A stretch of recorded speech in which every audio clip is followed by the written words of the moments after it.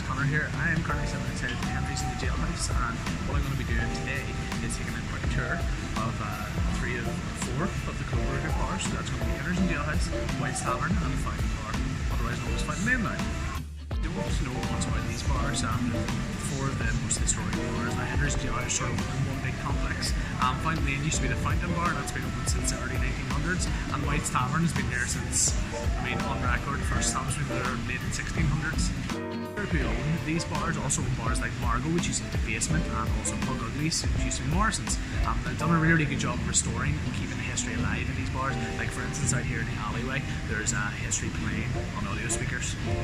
I hope you enjoy the video, hope you learned something from it too. I think it's good to keep the history of Bar City alive, especially for future generations and stuff. There's really interesting history in Belfast, and yeah, come with us on this tour. This here is Joy's entry, okay. We're gonna have a wee look around. We're going into the main courtyard of the Jailhouse bit of the bar. And this is Henry Joy McCracken himself. You probably saw him in the video I did on Belfast entries, but yep, he's looking smart. His end wasn't very smart though, so he was purportedly held here. Now that is a rumour, I thought that was definite fact. I'm gonna go with it's fact, okay, because a lot of people say it is. So he was held in this building, okay, which is why it's called the Jailhouse, and he was, this is probably my favourite fact in Belfast, marched down Joy's entry, down around the corner to Corn Market, and he was hung down there. It's because he took part in the he led the United Irishman Rebellion, basically with Wolfe Tone, and yeah, he got hung on actually the part of the land that his grandfather donated to the city. Brutal.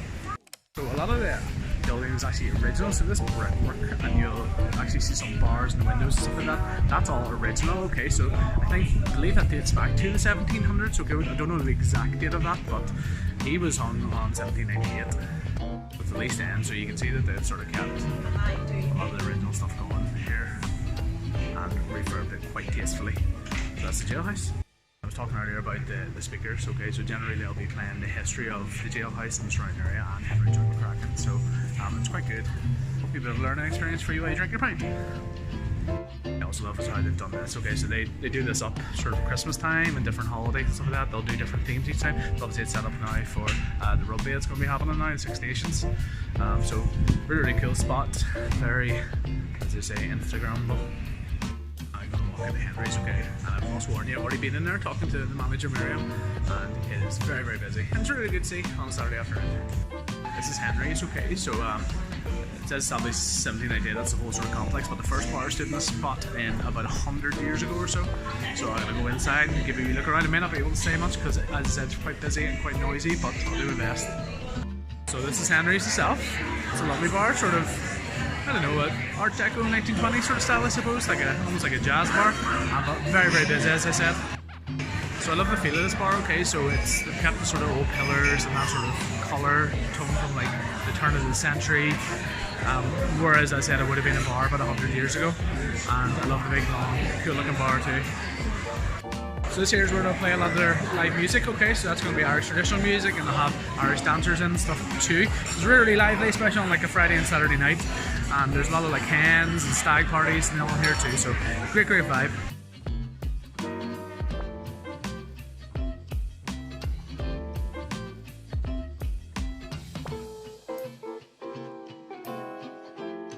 I'm going to walk through to the Jailhouse. Now this is obviously the older part of the building. I'm going to keep it nice. People are sort of having their dinner and lunch and stuff at the minute. So this, as you can see, they've kept the sort of low ceilings like it would have been back then. And I'm going to go explore some of the features.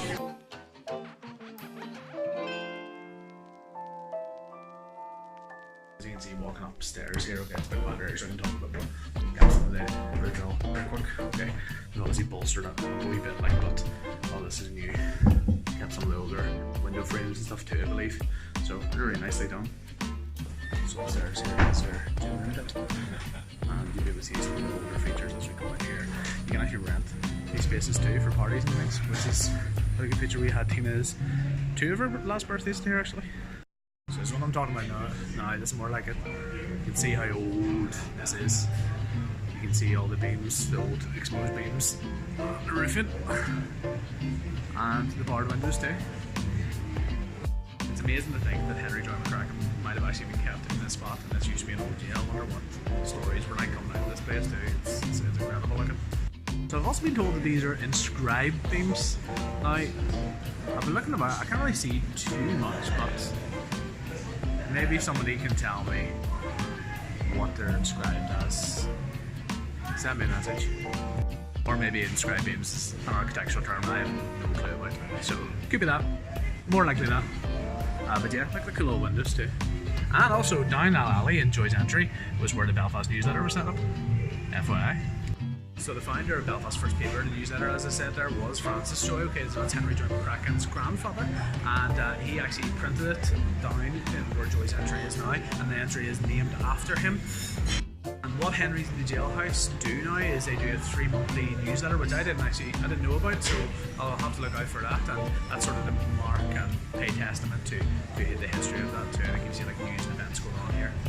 There's the main barred windows. I didn't see those going past. There you go. Oh jeez, that was already broken. By the way, that was already broken. That wasn't me. But yeah, they're original apparently.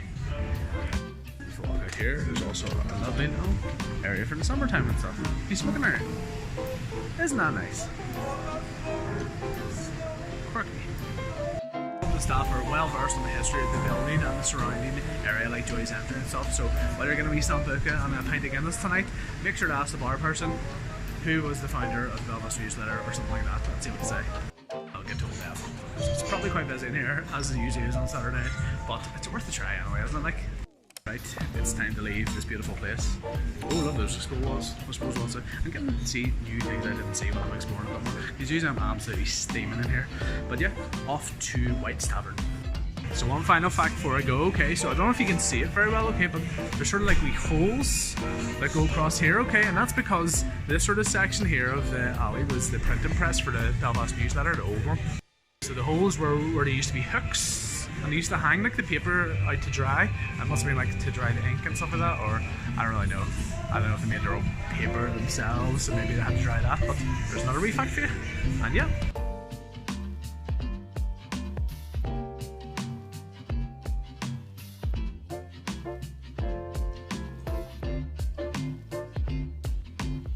Here we are at White's Tavern and the Oyster Room. Okay, so I'm going down wine cellar entry, and it's pretty obvious why it's called that.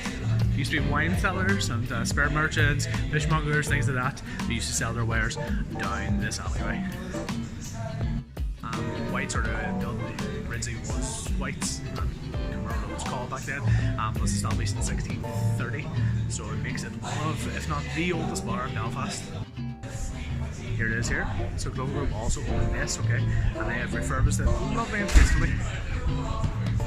And they've kept a lot of the history alive, so there's quite a low bar. I don't know if that was because people were quite short back then.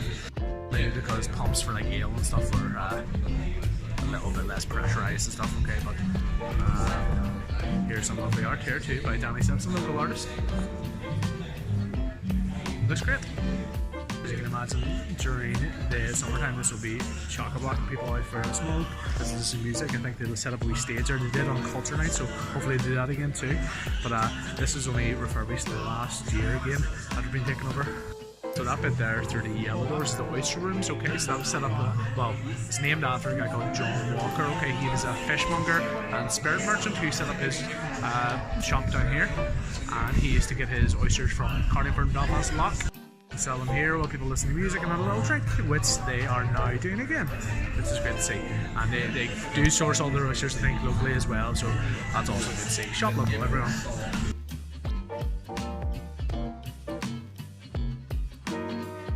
I'm gonna go inside here, take a look around. So here's White's in all its glory now. It is also packed, which is really good to see. I'm really glad to kept all those like sort of notes. There's dollar ones there, and there's those denominations. But look how low the bar is too. Extremely low. Like I am sort of way up here and it's so low. There is actually quite a very special reason for that, and it is to do with the drink as well. Okay? And also to keep some of the old feel of the bar with the low standing bar. So this is why the bar is so low. Okay, so there's a specialised Guinness pump underneath, and that's 56 centimetres to the beautiful black pint of Guinness. Well, will be black itself. It's a 57cm line. I got that wrong. Sorry, but I'm getting away from everybody in the bar here. But Siobhan's giving me exclusive access here to the actual pump. It's actually at a 45-degree tilt as well and served at 6 degrees. You're a perfect pint, and I get a test. It's one of the best in Belfast. There's a ton of original features still here. Okay, so the old beams are all original, as I said before. The brickwork as well. And see this old door here. Okay, that wasn't open for 150 years, I believe, but they've managed to get it open. So hopefully that'll be open in the next few weeks or so. Sort of get perspective how low down the bar is. So that's my head height, what you're looking at now, and there's the bar. So on here working our magic at the bar too. All the bar staff are great here, by the way, very, very good at their jobs, and they know their history too. So you can see nice roaring fire. The band will usually play around there too, so it's a lovely, lovely atmosphere. You can see some of the old faces that kept some of the old style here with all the sort of old Irish traditional sort of bar memorabilia and stuff about the place. There's the old black beams. And the bar is packed, and I've got my lovely pint of Guinness right there. I'm going to go collect it.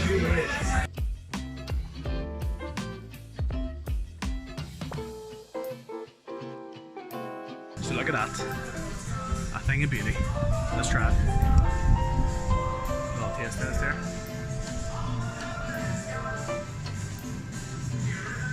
It's so good. I'm not even joking. Like, I'm not even saying this because I'm doing a video. Like, I did this on my own that. They didn't ask me to do this, so amazing. Siobhan also said to look for a little post-it here, and I think I found it. Okay, so that's one of the original ones that's to the left there. Okay, I think that was the sort of attached forces to as they went out here. When I'm done with this segment, I'm going to be going up to the oyster rooms upstairs. Okay, his head chef is Simon Toy. He was the head chef at Dean's, and he's got 40 years experience, and he was also under Paul Ryan too. So I'm going to go up and show you the oyster rooms here, because that's like the restaurant bit for a go. If you go follow my videos, you know I love a good carpet. Love this one too. And we'll go up here. Oh, it's gotten dark. But here we go. So here's oyster rooms here, okay, I'll very just pour it down. Chandelier. There's some more artwork there, I believe, by Danny Simpson too, for Powers. See that? So these days kind of quiet, but this is oyster rooms, okay, so this is the dining spot, okay, it's a little bit casual, you can see there's still screens up there and stuff, right? But Simon Toy is a head chef, so he's got like 40 years experience in the industry. And he was the head chef for Dean's. He's also the head chef in here now.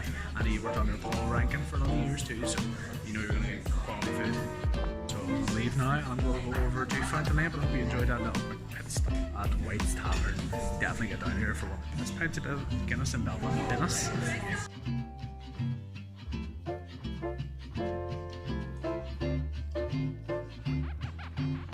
So we're at our final stop for the day. So that there is Fountain Street, and this here is Fountain Lane, aka the old Fountain Bar.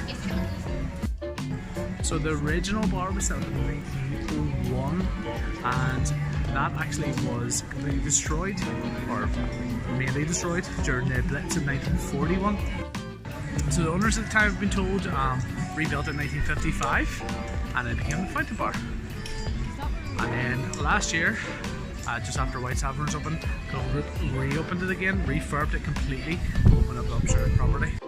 And now we're at this beautiful bar. I love painting this job, the paint job on this bar, the paint on this job, paint job on this bar. It was called the Fountain because obviously this is Fountain Street, and Fountain Street was named after the water supply and the fact that we're apparently free fountains set up by the Charitable Society that gave or sold, which is a bit shafty because they're called Charitable Society, sold water to local residents in Belfast before proper plumbing systems were initiated. So down here I'm running down the River Farset, which goes down the whole way to High Street, okay? This is where the main water supply of Belfast would have been pumped from to the rest of the city, okay? So that's obviously why it's sort of named that. So let's go take a look inside. From the outside it looks quite busy, okay, so I'm gonna go in. I'll try my best to speak, but we'll see what we get like. So this is the main bar itself, okay? You can see it's very, very packed at the minute, but they've sort of refurbished it very, very nicely as well, okay? So this would have been the sort of original building from the 1950s. It was refurbed, and then last year they opened up and did a full modern refurbishment of it. Got out of the madness there, okay? Going up these stairs might seem familiar because I did the wee video on the pre-opening stage of the fountain, but kept the really cool wallpaper. Don't know what year this is sort of based on. I am not a very stylish person in this way. This is the wee upstairs bit, okay, so you can have a wee bit of quiet food here. It's a little bit less hectic than the main bar downstairs. I haven't actually seen any lights, so it's really nice because it was winter time when it opened. But really nice decor and stuff here too. I've given sort of the main history, but this is still the building from the 50s. Really nice view on the Fountain Street. There's a Belfast beer bike thing. Lovely.